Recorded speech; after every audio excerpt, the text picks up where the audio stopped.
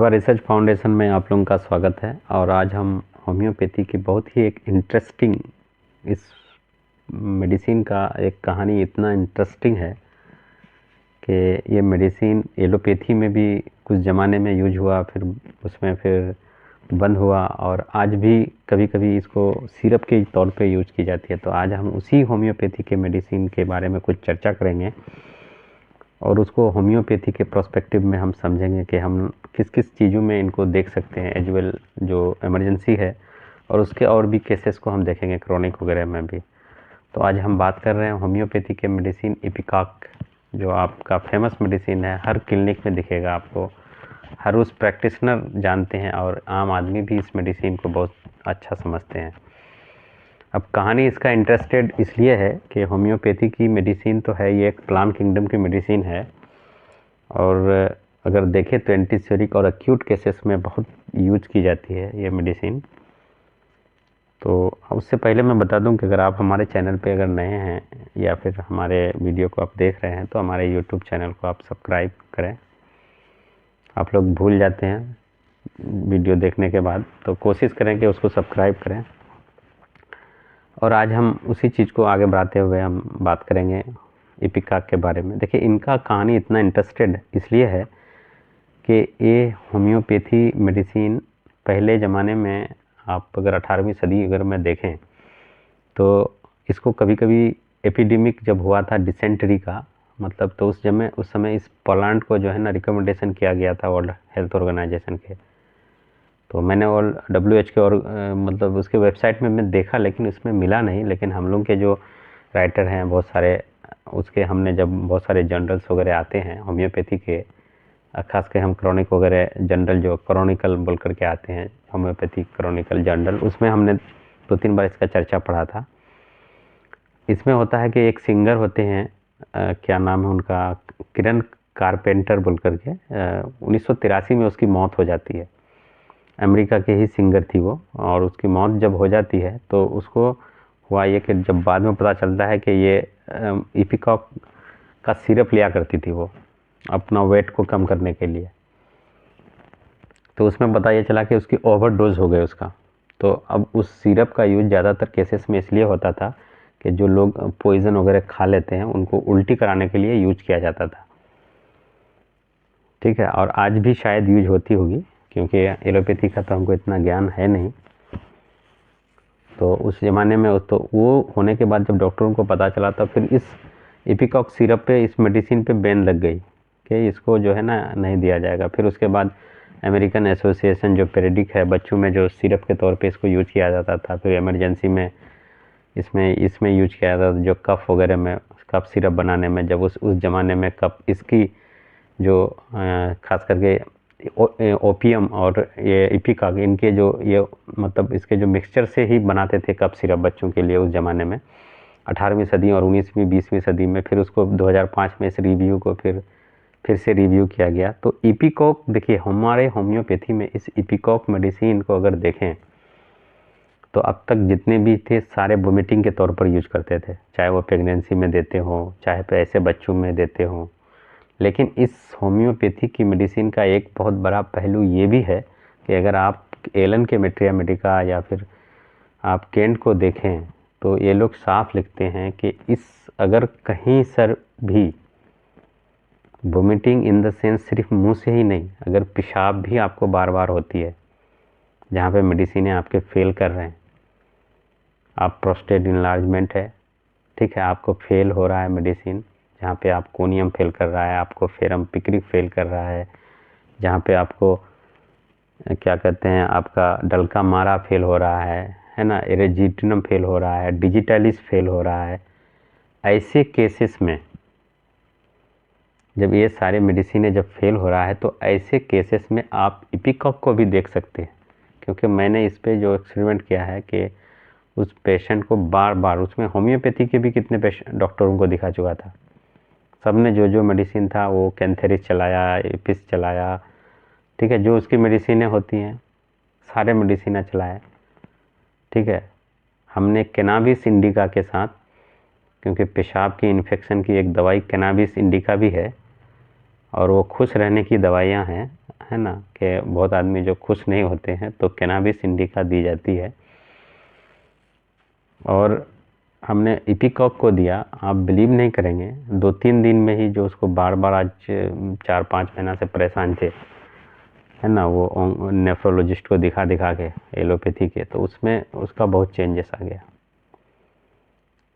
ठीक है, तो अब हम इसमें ये गेस कर पाए कि हमने जब मेट्रिया मेडिका खोला तो जहाँ पे डॉक्टर क्लार्क साहब के लेक्चर में इस मेडिसिन का जिक्र ये मिला कि ये मेडिसिन ऐसी है कि आपको कभी आर्सेनिक में दिखेगा। अगर आप इसकी रेस्टलेस को देखें तो ये आर्सेनिक से मिलेगा, ये आपको रस्टॉक्स से मिलेगा, क्योंकि रेस्टलेस आर्सेनिक्स और रस्टॉक्स के तरह। अगर इनकी हेमराइज को देखें आप, इनकी ब्लडिंग को देखें तो आपको फास्फोरस से मिल जाएगा, क्योंकि इतने इसके बीच में आते हैं। मैं सिर्फ इस मेडिसिन की जो एक अलग पिक्चर है मैं वो आपके सामने में रखना चाहता हूँ, क्योंकि इस मेडिसिन की आपको पिक्चर सिर्फ आपको नोज़िया हो या फिर वॉमिटिंग हो इसकी मालूम आते हैं, लेकिन इनके एक और भी पहलू हैं। आप यूट्रस का ब्लीडिंग है, हेवी ब्लीडिंग है, मेडिसिन है आपको इमरजेंसी में रोकना है। दूसरे मेडिसिन है आपको टाइम ले सकता है, तो आपके पास मेडिसिन इकोनाइट हो सकती है, सॉरी आपको इपिकॉक हो सकती है। आप यूट्रस की ब्लीडिंग है, हेवी ब्लीडिंग है, आप इपिकॉक को आप दे सकते हैं। अब आप लोग बार बार हमको पोटेंसी पहुंच रहे हैं, तो देखिए पोटेंसी का जिक्र हम इसलिए नहीं करते हैं क्योंकि आपका, अगर हम आपको कोई पोटेंसी बता दिए, आपका केस वो पोटेंसी का नहीं है। मैं आपको बार बार ये कहता हूँ कि हेल्दी है पेशेंट, एक्यूट कंडीशन है, आप बड़े पोटेंसी का यूज करें। अनहेल्दी पर्सन है, वाइटल पूरा लो है, तो आप छोटे पोटेंसी का यूज करें। कहने का मतलब ये है, तो आप अपने दिमाग से एज ए प्रैक्टिशनर आप उस चीज़ को यूज करें। आप बड़ा पोटेंसी रिपीट कर सकते हैं, पेशेंट हेल्दी है, ऐसे केसेस में बड़ा पोटेंसी आप करें। आप पेशेंट बहुत ज़्यादा लो है, उसका वाइटल पूरा लो है, तो उसको बड़े पोटेंसी की ज़रूरत नहीं है, उसको लो पोटेंसी की ज़रूरत है। अब पोटेंसी का सिलेक्शन का जिक्र जब आता है, मैं एक ही बात करता हूँ, अगर कोई भी चीज़ बढ़ा हुआ है, ठीक है, तो आपको बड़ी पोटेंसी देना चाहिए। घटा हुआ है तो लोअर पोटेंसी आप दें, ठीक है, क्योंकि डिफिशिएंसी है तो आपको सप्लीमेंट चाहिए, और सप्लीमेंट कहाँ मिलेगा? लोअर पोटेंसी में आपको सप्लीमेंट मिलेगा। क्योंकि पुराने ज़माने में जो भी बीमारियां थी, तो आप देखे होंगे ना कि फलां जगह खाने की वजह से मर गया, है ना। आप पहले ये न्यूज आती थी ना, आप देखे होंगे, पेपर में भी पढ़े होंगे, अगर पुराने ज़माने के देखेंगे तो फिर आप भी खुद फील किए होंगे आपके आसपास में किसी को 2 वक्त की रोटी नहीं मिलती थी। तो उस समय जितनी भी बीमारियां थी वो सारे डिफिशिएंसी थी, वो सारे डिफिशिएंसी के कारण, चाहे वो न्यूट्रिशन डिफिशिएंसी हो, तो आपको उस ज़माने में मदर टिंचरें काम करती थी, छोटी पोटेंसियाँ काम करती थी। लेकिन आज के दौर में है ओवर ईटिंग है आदमी का। अब पहले 2 वक्त खाते थे तो सेहतमंद थे या बीमार हुआ करते थे, एक टाइम खाने वाला, अब 5 टाइम खाते हैं, तो उनको अब खाने की वजह से है, तो आपको ब्रेन पोटेंसी देनी चाहिए। ये आपको समझाने की ज़रूरत नहीं है, ये आप जब प्रैक्टिस करते हैं तो ये बात आपके माइंड में आना चाहिए। तो मैं बात कर रहा हूँ मेडिसिन इपिकॉक की।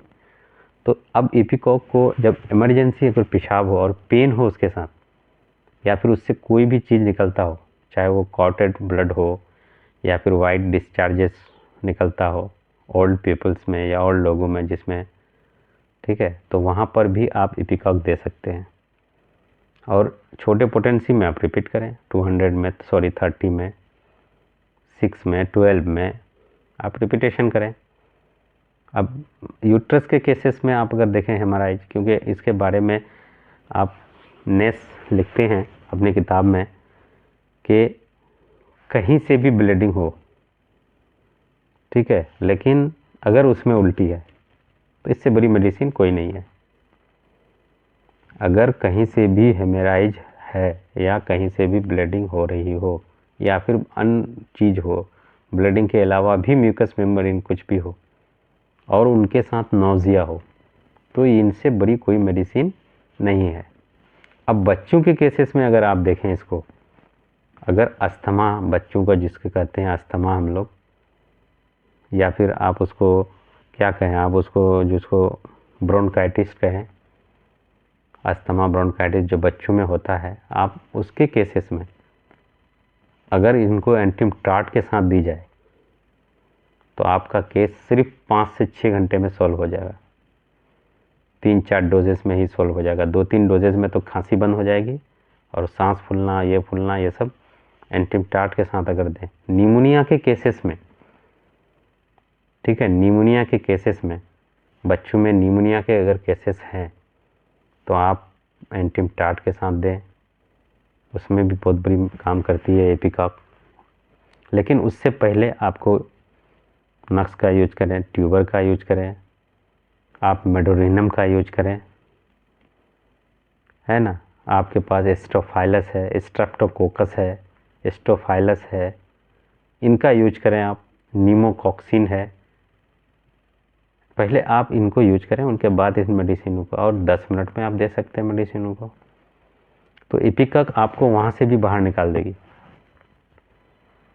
अब अस्थमा के केसेस हैं बड़े लोगों में, ठीक है, खांसी करते उल्टी हो रहा है, आप एपिकॉक दें, रिपीट कीजिए, आप रिपीटेड डोजेस दें।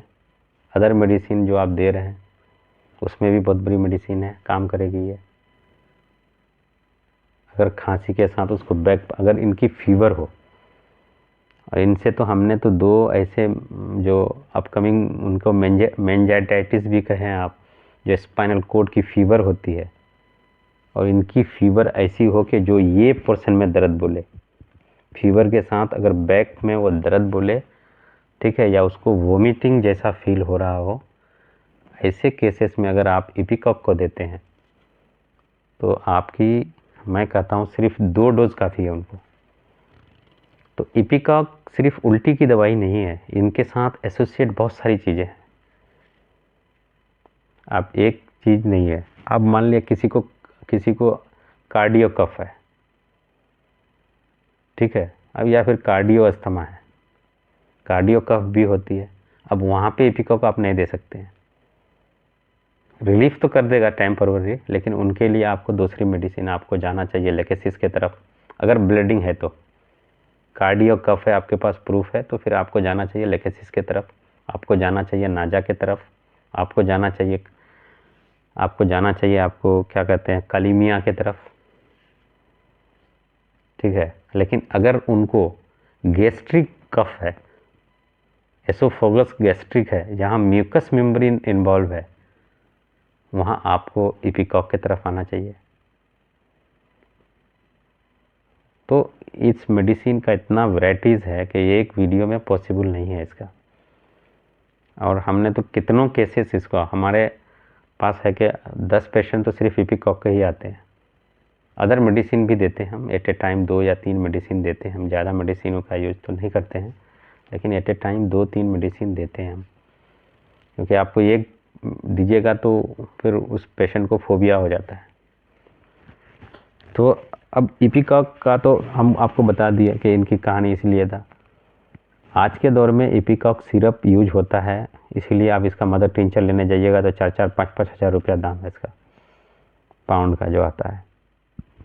तो एपिकॉक अब आज के दौर में, जो उस ज़माने में जैसे हमने बताया कि ये जैसे कोई जहर पी लेता था, उसको उल्टी कराने के लिए इस मेडिसिन का सिरप जो है एपिकॉक का यूज होता था।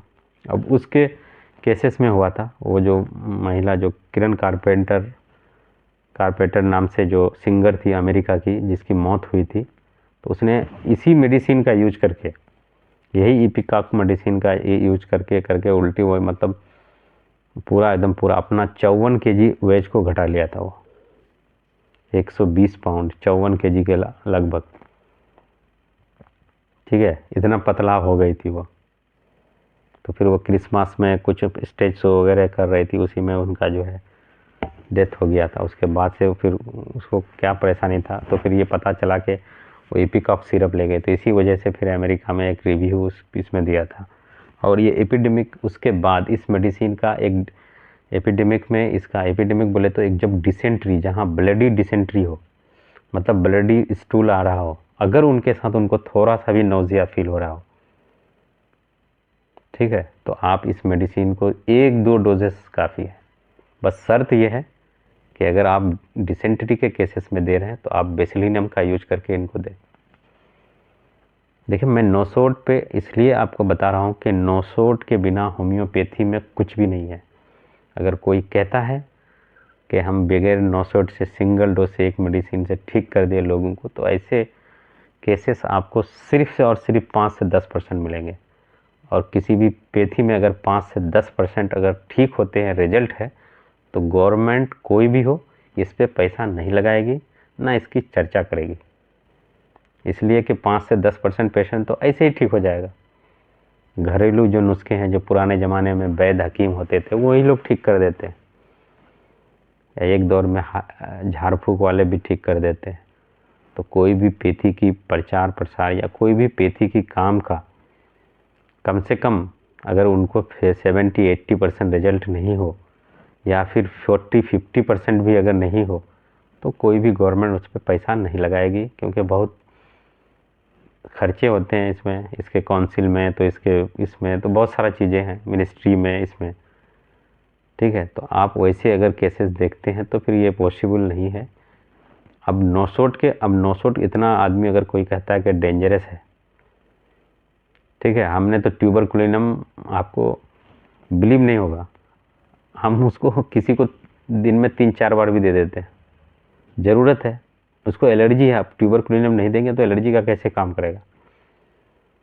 तो अब बहुत सारे केसेस भी हैं हमारे पास भी, आप लोग भी कोई ना कोई करते ही होंगे। खांसी के केसेस में 2-3 बार दे ही देते होंगे ट्यूबरकुलिनम, है कि नहीं? 200 या फिर जो भी पोटेंसी में आप देते हैं, 200 या फिर कफ वगैरह में दे ही देते हैं, क्योंकि इसके बारे में हम पहले भी चर्चा कर चुके हैं कि जो ट्यूबरकुलिनम के बारे में खुद बोरी साहब के मेट्रिया मेडिका में लिखा हुआ है। 2 डोजेस तो वनियम के लिखे हुए हैं उनके, आप जाके खोल के देखिए। और विलियम बोरी साहब का मेट्रिया मेडिका, उसमें खुद लिखे हुए हैं फीवर के केसेस को, उसमें न्यूमोनिया के केसेस के बारे में भी है। तो आप देखिए, वो लोग तो किए हैं ना, आप में इतना क्या डर लगता है? हाँ, जिनकी वाइटल अगर लो है ना, बहुत सारे कफ लोग हैं, तो आप एट ए टाइम उनको नहीं दें, उनके लिए सिंगल डोज का यूज करें, उसके कंडीशन अच्छा होने तक का यूज करें, फिर उनको दें, या फिर एक ही बार यूज करें